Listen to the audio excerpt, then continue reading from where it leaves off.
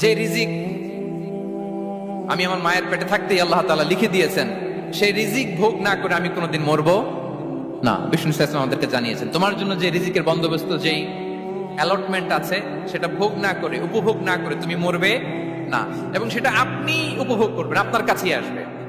ধরুন আপনারা যে ফল আমেরিকাতে খান, এটা কি আমেরিকায় চাষ হয় ফল, নাকি কানাডা মেক্সিকো থেকে আসে? এখানেই হয়, আবার বাইরে থেকেও আসে। লেটস সে আপনি যেই অ্যাপেলটা দিয়ে আজকে ব্রেকফাস্ট করলেন, যে অ্যাপেলটা আপনি খেলেন, এটা মেক্সিকো থেকে এসেছে। ওই অ্যাপেলটা যখন কুড়ি অবস্থায় ছিল, মুকুল অবস্থায় ছিল, তখনই ওটার মধ্যে আপনার নাম লেখা। এর মধ্যে কত পাখি এসে ওই গাছে বসেছে, কত মুকুল নষ্ট করেছে, ওইটা নষ্ট করে নাই, কারণ ওইটা আপনি খাবেন। ওইটা পুষ্ট হয়ে সুন্দর একটা ফল হয়ে ইম্পোর্টেড হয়ে এটা আমেরিকাতে আসলো, আমেরিকার বাজারে।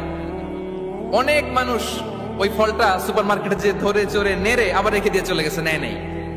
ওইটা সে খাবে না, কারণ ওইটা আপনার রিজিকে লেখা। ওই ফল আপনি নিয়ে আসলেন, বাসায় অনেকে অ্যাপেল খাচ্ছে, কিন্তু ওই অ্যাপেলটা খাবে না, কারণ এটা কে খাবে? সুবহানাল্লাহ পড়তে পারলেন না মজা করে?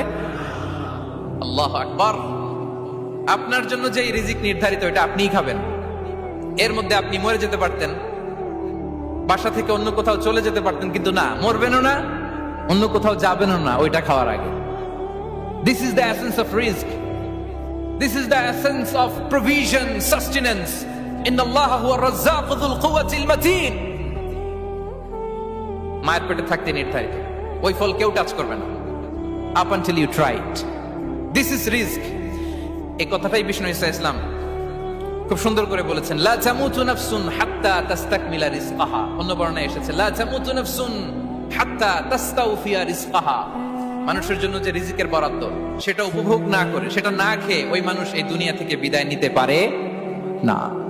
তাহলে আমার রিস্ক ভোগ না করে আমি মরবো না, এবং এটা যেহেতু আপনার জন্য নির্ধারিত, এটা আপনি পাবেনই। এখন এটা কি হালাল পন্থায় আপনি পাবেন না হারাম পন্থায় পাবেন, দ্যাট ইজ ইউর ডিসিশন। আপনার রিস্ক আপনার কাছে আসবে। এটা নির্ধারিত না অনির্ধারিত, বলেন তো? আমি সবার কাছ থেকে শুনবো, রিস্ক কি নির্ধারিত না অনির্ধারিত?